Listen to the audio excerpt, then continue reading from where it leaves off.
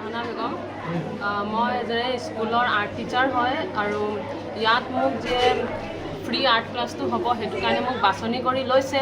মই সেই সুযোগটো পাইছোঁ কাৰণে মোৰ খুবেই ভাল লাগিছে। ল'ৰা ছোৱালীসকলক শিকাম, আশা কৰিছোঁ তেওঁলোকেও মোৰ লগত আৰ্ট কৰি শিকি মোৰ পৰা ভাল পাব। আৰু আজিকালি বহুত পেৰেণ্টছ আছে, আমিও দেখিছোঁ, আমিও সৰুতে বহুত বস্তু শিকিব বিচাৰোঁ, কিন্তু আমাৰ ইমানটো আমি সুবিধা নাপাওঁ শিকিবলৈ, বা বহুত পেৰেণ্টছৰ ওচৰত তেনেকুৱা টকা পইচা নাথাকে যে ল'ৰা ছোৱালীক সকলো বস্তু শিকাব, শিক্ষা দিব, বা আৰ্ট হওক, নাচ গান হওক, সকলো ল'ৰা ছোৱালী শিকাৰ ইচ্ছা থাকে, কিন্তু টকাৰ অভাৱত শিকিব নোৱাৰে। সেইটো কাৰণে এই যে বিনামূলীয়া প্ৰশিক্ষণটো যে আৰম্ভ হ'ব, খুবেই ভাল লাগিছে। ময়ো চেষ্টা কৰিম যে নিজৰ সহযোগ মই দিব পাৰোঁ আৰু ল'ৰা ছোৱালীৰ মানে সপোন পূৰণ হোৱাত মই সহায় কৰিব পাৰোঁ। আপুনি কোন স্কুলৰ টিচাৰ বুলি কৈছে? মই বাল মন্দিৰ হয়। আৰু আপোনাক ইয়াত মতা হৈছে, আপুনি কি অনুভৱ কৰি আছে এতিয়া? আপোনাক ইয়াত বিনামূলীয়া, যিহেতু তাহাঁতি আমচুৰ ফালৰ পৰা বিনামূলীয়া এজন পদক্ষেপ লোৱা হৈছে, সেইটো বিষয়ে আপুনি কি ক'ব? আমচুক কি হেৰি কৰিব? ভাল লাগিছে মোৰ ইয়াত আহি, মোক যে যোগ্য বুলি ভাবিলে যে মই কৰিব পাৰিম, সেইটো কাৰণে খুবেই ভাল লাগিছে। মই চেষ্টা কৰিম যে কাকো ডিসএপইণ্টেড নকৰোঁ। প্ৰথমে চবকে সংগ্ৰামী অভিনন্দন গ্ৰহণ কৰিছোঁ, যিহেতুকে আজি আমাৰ জাতিৰ পিতা মহাত্মা গান্ধীৰ জন্মদিন। এই উপলক্ষে এই কাৰ্যসূচীটো আমি বহুত আগৰ পৰা চিন্তা কৰিছিলোঁ বা ইয়াৰ বেনাৰ পোষ্টাৰিংখিনি কৰিছিলোঁ। আমাৰ এটা চেণ্ট্ৰেল কমিটিৰ এটা শ্লোগান আছে, ঘৰে ঘৰে শিক্ষা তেতিয়া ৰক্ষা। সেই উদ্দেশ্যলৈ আমি গ্ৰাছ লেভেলত আমি কামখিনি কৰি আছিলোঁ।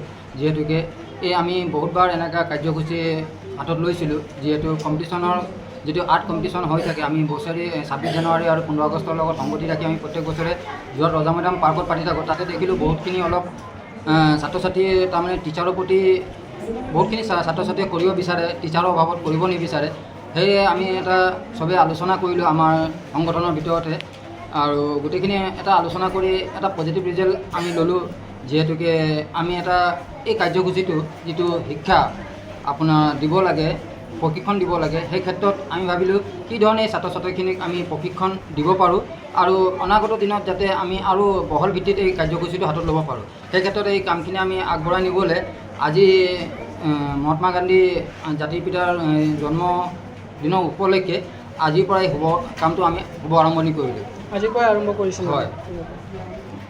যিহেতুকে আমি এজনী টিচাৰ চিলেক্ট কৰিছোঁ, তাই আমাৰ ফাৰহানা আহমেদ ডাঙৰীয়ানী, তাই আৰ্মি পাব্লিকত বৰ্তমান কৰি আছে আৰু তেওঁ বহুত ভাল টিচাৰ হয়। সেই ক্ষেত্ৰত তেখেতক আমি চিলেক্ট কৰিছোঁ আৰু তেখেতক দুই এষাৰ ক'বলৈ আমি অনুৰোধ কৰিছোঁ যাতে তেওঁ নিজৰ মতামতটো যাতে ৰাখে, এই ষ্টুডেণ্টখিনিক, ছাত্ৰ ছাত্ৰীখিনিক কিদৰে তেওঁ আগুৱাই লৈ যাব, তাৰ ভিতৰত দুই এষাৰ তেখেতক ৰাখিবলৈ অনুৰোধ। যিহেতু আপোনালোকৰ 100 মান এতিয়া ৰেজিষ্ট্ৰেশ্যন হৈ গৈছে বা ছাত্ৰ ছাত্ৰী আহি পাইছে, হয়, ঠিক আছে, তাৰপিছত এজন শিক্ষয়িত্ৰীক লৈ হৈ যাব নেকি আপোনালোকৰ? না, আমি আৰু ইয়াৰ ভিতৰত বিতংভাৱে আলোচনা কৰিম। ইয়াত যদি আমাৰ শিক্ষয়িত্ৰীয়ে কয় মোৰ লগত আৰু ছাপৰ্টিঙত বা সহযোগী হিচাপে 2-এজন লাগিব, তেতিয়াহ'লে সেই ক্ষেত্ৰত আমি আলোচনা কৰি হয়তো অনাগত দিনত আৰু এজন টিচাৰৰ ব্যৱস্থা কৰি দিম।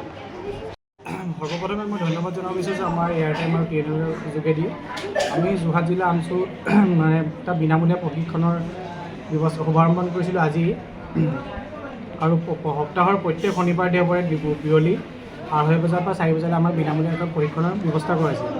আৰু আমাৰ স্থানীয় ৰাইজে লগতে আমাৰ দাঁতি কাষৰে যিবোৰ আমাৰ আছে তেওঁলোকে সমৰ্থন জনাইছে। প্ৰায় আমাৰ 100জনৰো অধিক আমাৰ শিশুসকল ইয়াত আমাৰ ৰেজিষ্ট্ৰেশ্যন কৰিছিলে, তেওঁলোক আজি উপস্থিত আছে। আজি ইয়াত তেওঁলোকে যে আমি নিঠৰ আনন্দিত হৈছোঁ, তেওঁলোকক দেখি যে আগ্ৰহ লৈ তেওঁলোক আগবাঢ়ি আহিছে আৰু আমি বিচাৰিছোঁ অনাগত দিনত আমাৰ শিশুসকল এনেকুৱা আগবাঢ়ি যায়, তেওঁলোকে আমাৰ জিলা পৰ্যায়ত বা আমাৰ বিভিন্ন আমাৰ ৰাজ্যিক পৰ্যায়ত তেওঁলোকে আগবাঢ়ি গৈ পিনি সুন্দৰকৈ তেওঁলোকৰ যিটো প্ৰদৰ্শন কৰিব পাৰে তেওঁলোকক, সেয়ে আমি এটা মানে আদৰ্শতা লৈ পিনি বা আমি এই ক্লাছটো আমি আৰম্ভ কৰিছিলোঁ।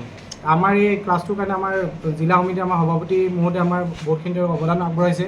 আমাৰ টাউন কমিটি আমাৰ আজি উপস্থিত আছে, মিনাল আব্দিন ডাঙৰীয়া, তেওঁলোকৰ উপস্থিতি আজি আমি সেইকাৰণে শুভাৰম্ভ কৰিবলৈ আৰম্ভ কৰিছোঁ।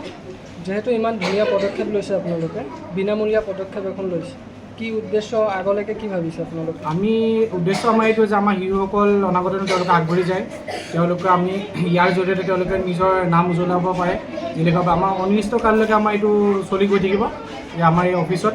আৰু আমি ধুনীয়া সমৰ্থন পাইছোঁ আমাৰ ল'ৰা ছোৱালীখিনিৰ পৰা, তেওঁলোকে আমাৰ পেৰেণ্টছখিনিৰ পৰা আমি সমৰ্থন পাইছোঁ।